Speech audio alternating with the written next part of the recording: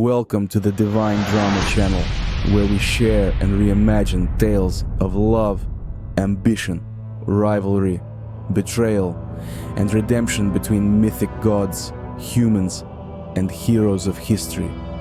My name is Sasha, and I am pleased to be your guide and storyteller through a few of these videos. In today's Divine Drama video, we recount the epic clash between Zeus and Typhon, as they hash it out to see who keeps the view at Mount Olympus.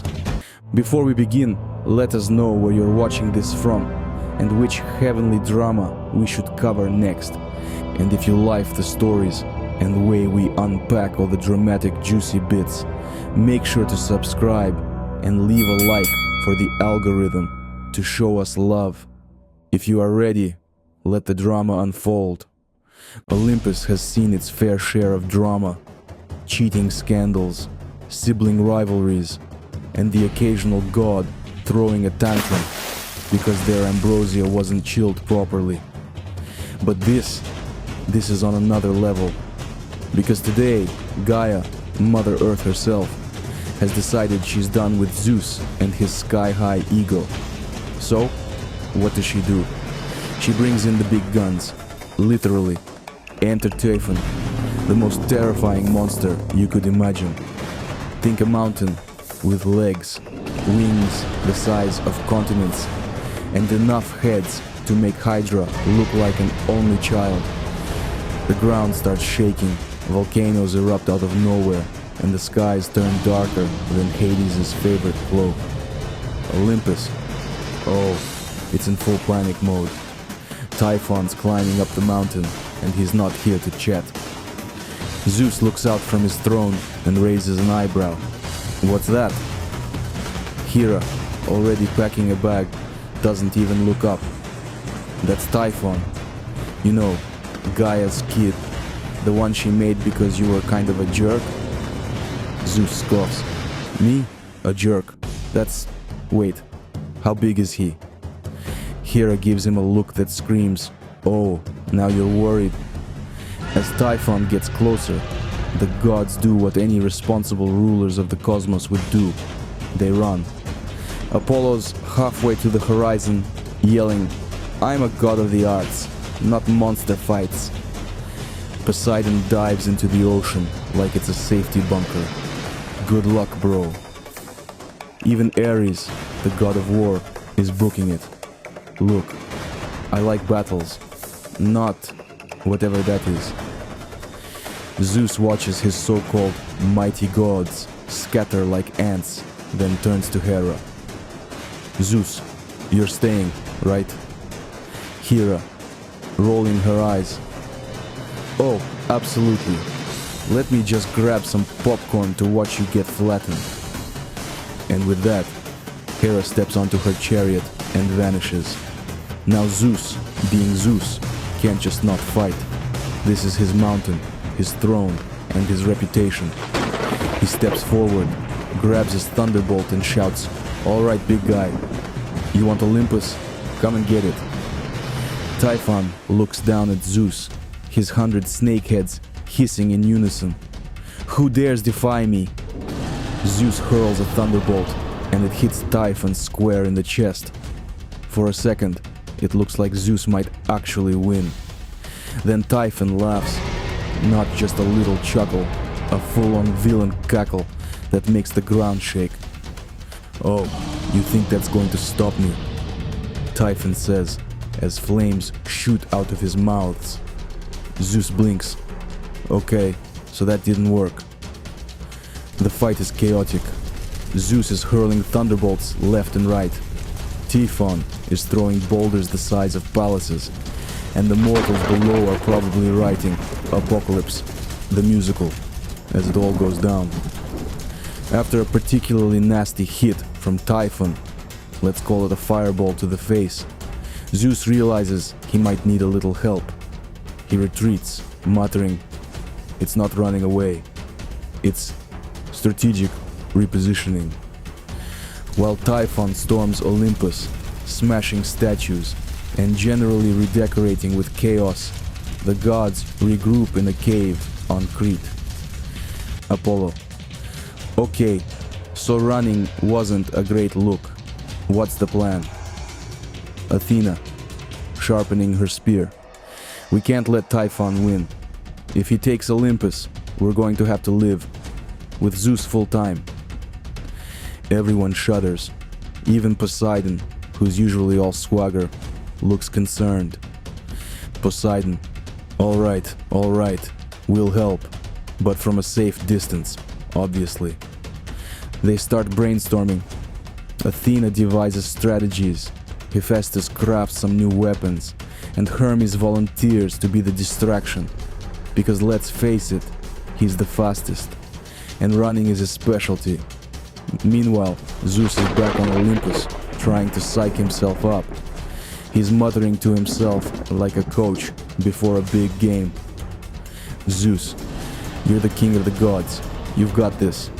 It's just a gigantic fire-breathing nightmare. No problem. Hermes zips in, skids to a stop, and salutes. Good news! The cavalry's coming. Bad news! You're still the bait. Zeus sighs. Of course I am. The stage is set. Typhon is raging across Olympus. The gods are secretly preparing their counterattack. And Zeus, well, Zeus is about to find out if thunderbolts are enough to take down the biggest threat he's ever faced. Olympus is in shambles. Typhon is stomping around like a toddler who just found out bedtime's a real thing. And Zeus is barely hanging on. He's throwing thunderbolts left and right. But let's face it, this is like trying to stop a hurricane with a paper umbrella. Meanwhile, the rest of the gods are hiding out on Crete, brainstorming like it's the world's most dysfunctional corporate retreat. Athena now pacing. All right, people, we need a plan. Preferably one that doesn't involve running away screaming. Poseidon responds while he leans against the wall. How about I flood him? Nobody expects a good ocean punch. Hera rolls her eyes and replies, "Oh, great idea, Poseidon. Let's drown a monster that breathes fire. Brilliant." Hermes then grins while saying, "Why don't I just distract him? You know, zip around, talk some trash, maybe steal one of his heads for fun. Or you could not annoy the thing that's already smashing Olympus into a fine powder," muttered Apollo. While they argue, Hephaestus is in the corner, hammering away at what looks like the godly version of a super weapon. He finally looks up, wiping soot off his face. "I'm making Zeus a thunderbolt so big it'll make Typhon wish he'd stayed underground," exclaimed Hephaestus. Everyone stops and stares. Hera nods in agreement and says, "Now that I can work with." Back on Olympus, Typhon has officially redecorated the place. Statues smashed, palaces on fire, Zeus's throne probably doubling as a toothpick. Zeus watches from a safe distance and mutters to himself, "This guy really doesn't do subtle, does he?" Suddenly, Hermes zips in, dodging a flying boulder like it's just another Tuesday. "Good news, backup's coming." Zeus replies sarcastically, "Oh, fantastic. Any other updates, like maybe how to survive getting roasted alive?" Hermes grins, "Just stall him. You're good at talking. Use that." Zeus sighs, grabs his lightning bolts, and steps out to face Typhon again. Zeus stands tall, or as tall as you can, when you're facing a 100-headed fire-breathing monster. "Typhon, you call this a fight? I've seen stronger mortals," shouts Zeus. Typhon stops, one of his heads tilting in confusion. "Stronger mortals? What kind of trash talk is that?"